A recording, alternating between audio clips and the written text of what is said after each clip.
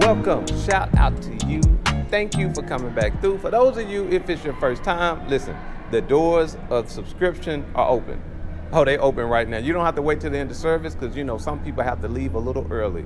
But don't worry, the doors of subscription is open. For those of you, it's not your first time. You've been here before, so welcome back. You know, hey, you can pick your favorite seat if you want to. It is available. You know, I kept it for you. Yeah, got your name on it and everything. So get comfortable in your favorite seat like I'm about to do so I can get me a little something to eat. But before I do that, I wanted to get on here and talk about something. Let's get right into it. So I'm out here enjoying this beautiful day, you know, getting ready to grab me a little something to eat. And while I was getting ready to check out the menu, trying to order something that can be good for me, healthy, you know, you got to keep it attractive, I was thinking about your business. Yeah, I was in your business. And as I was thinking about your business, I said, I know you want to keep it attractive. You want your business to be capital attractive. Yeah, a business that not only looks good, is good, and can attract capital. Like, you know, you want to build the kind of business where when you go out there, you don't have to worry about, man, I hope they like me. I hope the investors or the financial institutions are, you know, I got good stuff. I just hope they see it. No, you don't have to worry about it. You can walk through strutting knowing that, oh, what I am? Oh, they want this. They want this. Some of y'all like, and it was Valentine's recently. You've been doing that walk just recently. I noticed around Valentine's, people, it switches up, especially the ladies. Like the ladies, y'all don't be playing. Y'all, the bonnets come off. I mean, y'all be walking through there like in some of the best clothes. Y'all like, oh, yeah, think who ain't gonna get no candy? Who ain't gonna get no bears? All right, let me get off of that. Let me get back to what it's about because I'm getting hungry soon and I'm gonna have to get ready to do my order. But let's talk more about this attractive thing because I want you strutting through, whether it's financial institutions and investors, and I want you to be confident in the business that you are building, that $1 million business, that multi-million-dollar business. All right. Building that capital attractive business. Well, I'm real big on this term capital attractive business because I think it sounds really good and I like it. And I think it makes so much sense because I want you to think, when you think of the word capital attractive, you can think of like a magnet. And your business is a magnet, and capital is the other magnet. And as you're going along and you say the key word, I got an idea, I need some capital. The capital just rush to it, just boom. Matter of fact, roll the footage.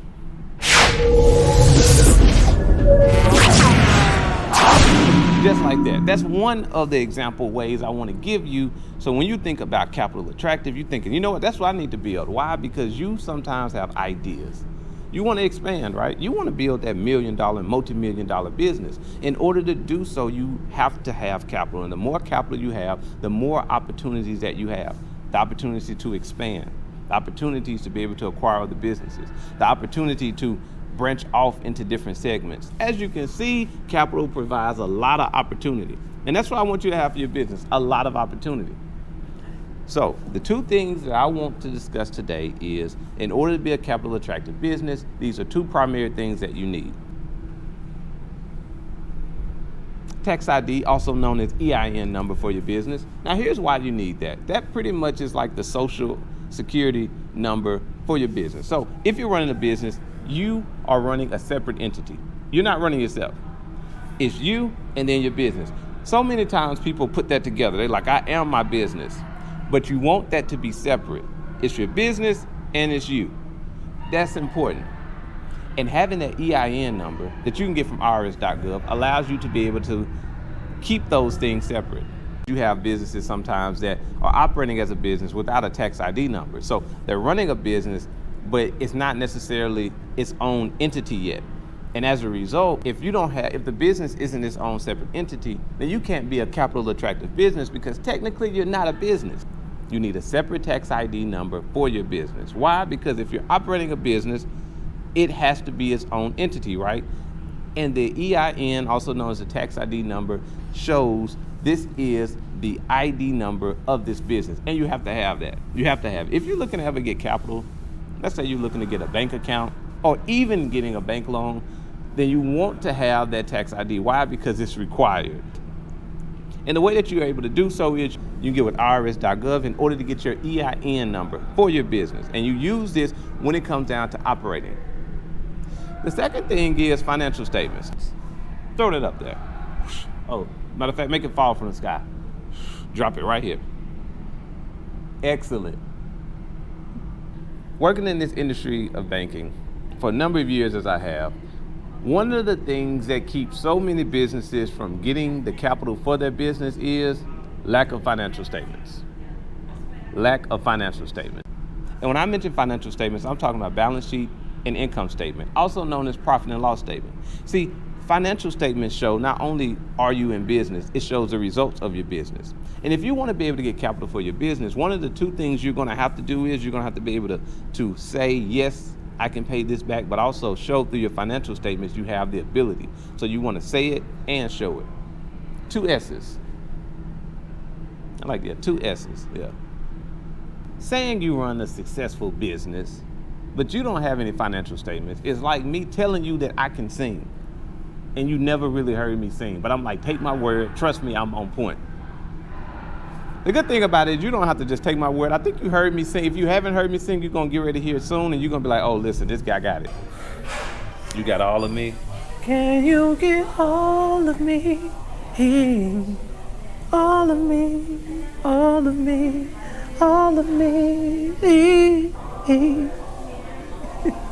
Oh, this guy got it. I don't know why he really should just be singing. Like, that's exactly what he should be doing. But you know what? I was like, nope, it's not about that.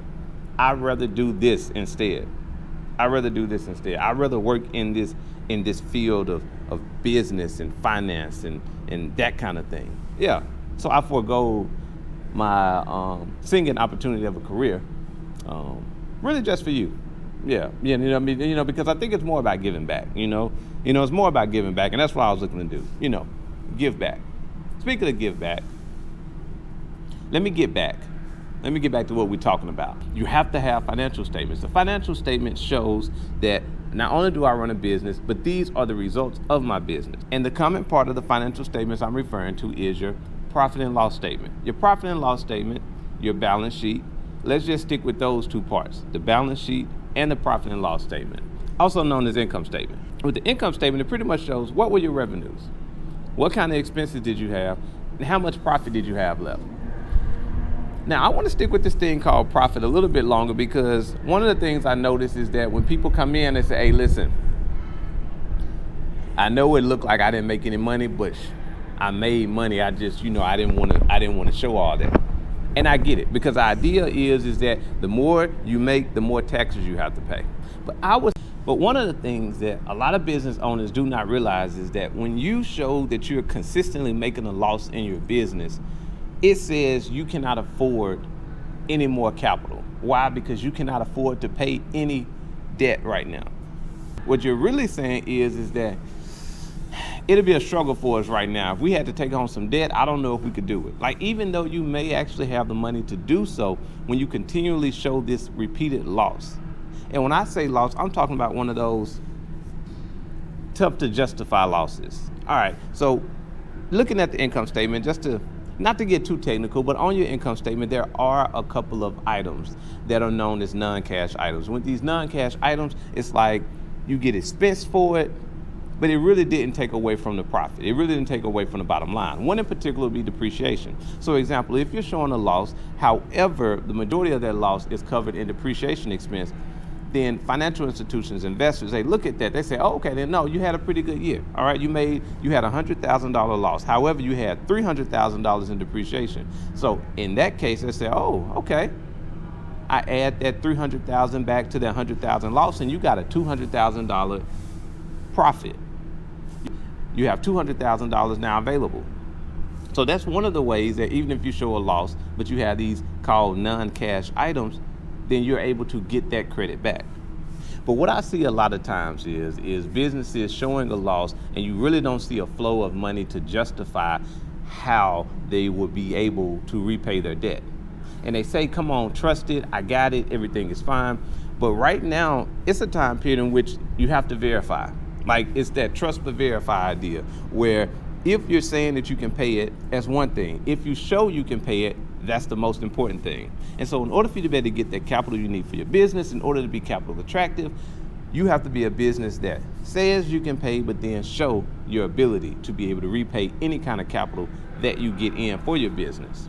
And that's what I want you to do. I want you to be able to get the capital you need, because capital for your business is the lifeblood of any business. And if you want to be capital attractive, that means you got all the capital you need to fund the ideas that you have, expansion opportunities, or to be able to maintain revenues. So what I wanted to do is hop on here in order to mention to you, if you are going to be a capital attractive business, you have to have financial statements. You have to keep record of how your business is doing. In particular, the profit and loss statement, also known as income statement, as well as the balance sheet. So I done got into this video and now I'm looking up, the clouds are rolling in, look like it's about to rain. So I gotta pack this up because I can't have this equipment and stuff getting wet. Hey, y'all, hey, yeah, no, wrap it up. Come on. We need to, wrap it up. Wrap it up, it's about to start raining.